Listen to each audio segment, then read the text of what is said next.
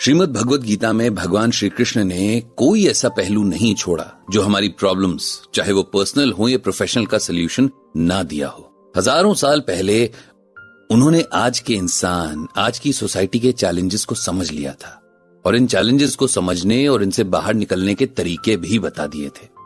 अगर हम सब चाहें तो गीता ज्ञान की मदद से अपनी और दूसरों की लाइफ बहुत आसान बना सकते हैं, लेकिन बात वहीं पर आकर अटक जाती है। अगर हम चाहें, क्योंकि बिना हमारे चाहे तो भगवान भी हमारे लिए कुछ नहीं करेंगे। अपनी विल पावर से ही हम अपनी और दूसरों की दुनिया बदल सकते हैं। जब ब्रजभूषण जी और पंडित जी ने सालों पहले गीता ज्ञान को समझना शुरू किया और इसकी बदौलत उन्हें खुद में एक बेहतर चेंज महसूस हुआ, तब उन्हें लगा था कि भगवान ने गीता सबके लिए दी है।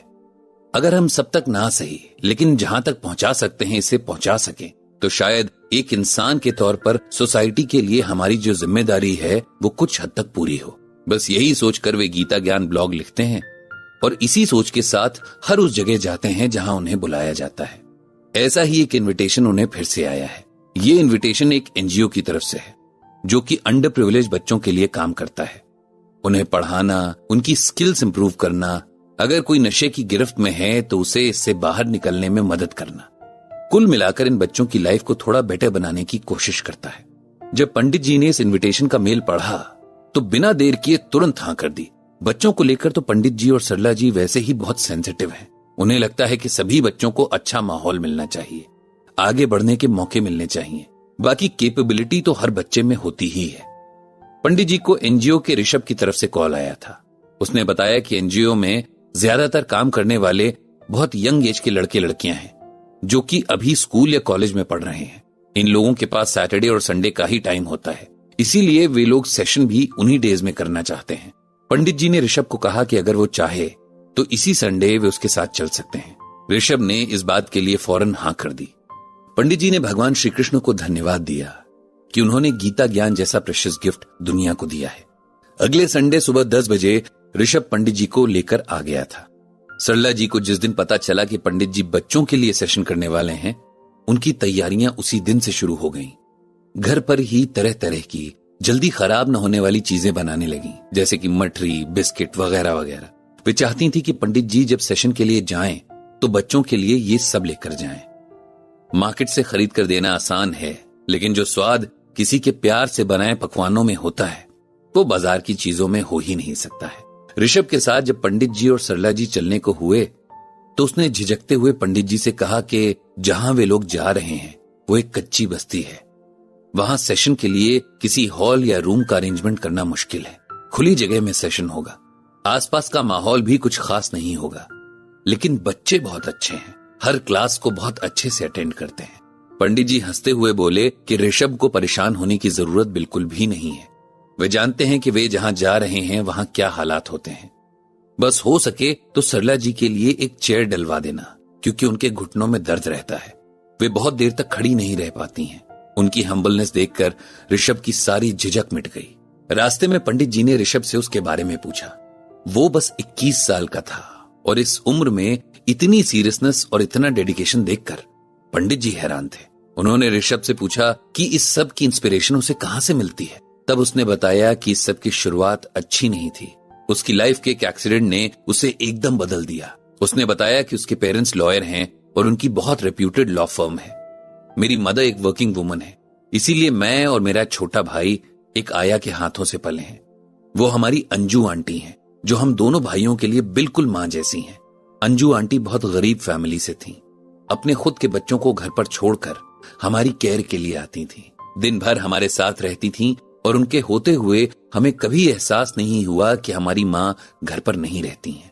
ऋषभ ने बताया कि उसकी अंजू आंटी की वजह से ही उसे हमेशा पता था कि गरीब लोगों के लिए जिंदगी कितनी टफ होती है।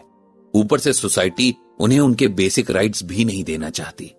चाहे हम कितना ही शोर मचा लें कि हमारी सोसाइटी इक्वालिटी में बिलीव करती है, लेकिन सच तो यही है कि अभी भी यहां सब कुछ पैसे और पावर से ही चलता है। इसका एहसास उसे तब हुआ जब अंजू आंटी के बेटे का एक्सीडेंट हुआ। एक शाम को वो कहीं से पैदल लौट रहा था कि कोई रैश ड्राइविंग करता हुआ उसे टक्कर मारकर चला गया। उस कार वाले ने वहां रुककर देखना भी जरूरी नहीं समझा कि जिस बच्चे को उसने टक्कर मारी है वो किस हाल में है। आसपास से गुजर रहे लोगों ने तब उस बच्चे को हॉस्पिटल पहुंचाया और फिर हॉस्पिटल वालों ने पुलिस को खबर की। जब अंजू आंटी के पास उनके हस्बैंड का कॉल आया तो उस वक्त तो वे ऋषभ और उसके छोटे भाई के साथ ही थी। बेचारी किसी तरह गिरते पड़ते अस्पताल पहुंची। वहां उन्हें पता चला कि कोई बहुत रिच फैमिली का लड़का नशे की हालत में उनके बेटे को टक्कर मारकर चला गया और आगे जाकर खुद भी एक डिवाइडर से टकरा गया था। अंजू आंटी के बेटे को बहुत चोट आई थी, लेकिन अब वो खतरे से बाहर था।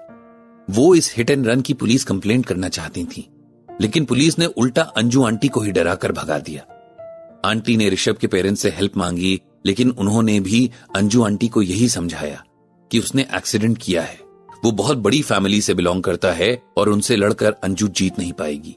ये सुनकर बेचारी अंजू आंटी बहुत हताश हो गई थी। उन्होंने हमारे घर और हम दोनों भाइयों को हमेशा अपना समझा, कभी हमारे पेरेंट्स को कोई परेशानी नहीं होने दी, और आज जब उन्हें हमारी जरूरत थी तो कोई उनके साथ नहीं था। तब मैं सिर्फ 12 साल का था, लेकिन इस एक इंसिडेंट ने मेरी सोच बदल कर रख दी। मैंने मन में ठान लिया कि मुझे उन लोगों के लिए कुछ करना है जिनके लिए कोई कुछ नहीं करता। उन्हें कम से कम उनके राइट्स के बारे में तो पता हो, ताकि कोई उन्हें डरा ना सके, जैसे अंजू आंटी को डराया गया था। इसीलिए वो इन बच्चों को पढ़ाते हैं, कुछ ऐसा काम सिखाते हैं कि वो इज्जत से सोसाइटी में जी सके।